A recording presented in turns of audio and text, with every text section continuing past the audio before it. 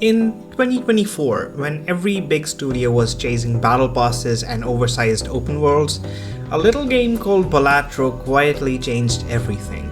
Made by one person and coded in a cave with a box of scrap, Balatro nailed its design and represented something AAA game companies have long forgotten.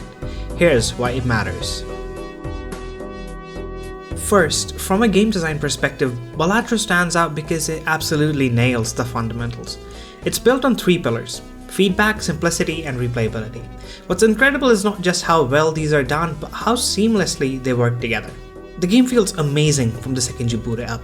It's so responsive that even moving your mouse feels satisfying. Dragging cards, playing them, every action has this perfect combination of animation and sound that makes it feel like ASMR. This is how you do feedback in a game. You do something and the game responds in a way that just clicks. On the Dare Diary podcast, Local Thunk mentioned that he wanted players to feel like they were actually playing with real cards. And it works. The animations, the sounds, it's like you can almost reach out and touch them. Now, let's talk about simplicity. If a game doesn't explain its rules well, players are gonna quit, no matter how good it is.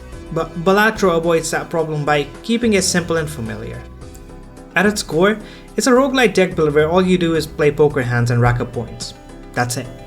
Most games in this genre involve health bars, bosses, or combat systems, but Balatro keeps it chill. It's just like, hey, can you make these numbers big? A single quick tutorial is all you need to get started, and even without it, the poker theme makes the game instinctive to play.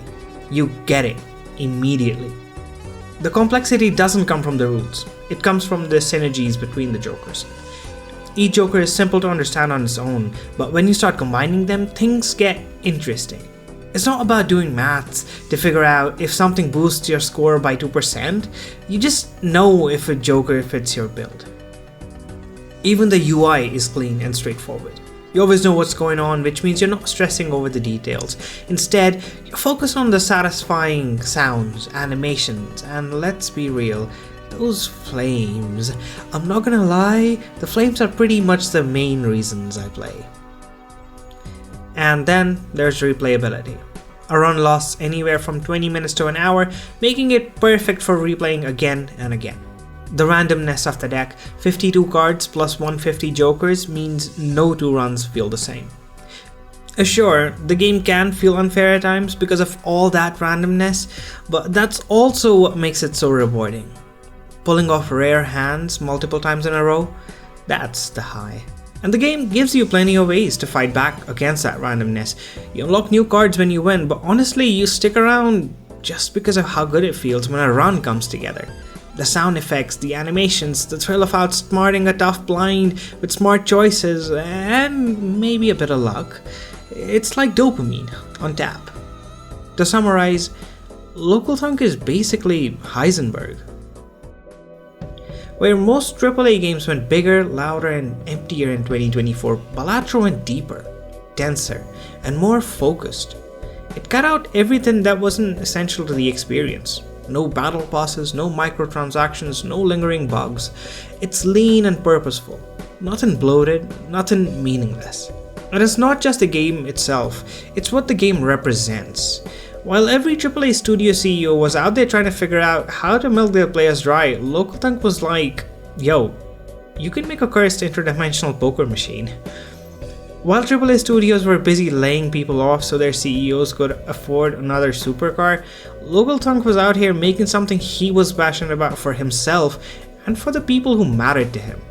Where AAA companies hoard every cent for themselves, Local Thunk is giving all the money from the soundtrack sales to the composer, Luis Clement. I hope I got that name right. And where AAA studios make it nearly impossible for anyone to break into the industry, Local Thunk showed, just like Concerned Ape did with Stardew Valley, that you can make something amazing if you put your heart into it. That is why Balatro isn't just a game that defined 2024, it's a reminder of what games should be. Hey you did it! You made it to the end. You get an imaginary banana that's the tastiest imaginary banana of all time. If you liked the video, drop a like, and if you want to hear me talk more about games and game design, subscribe.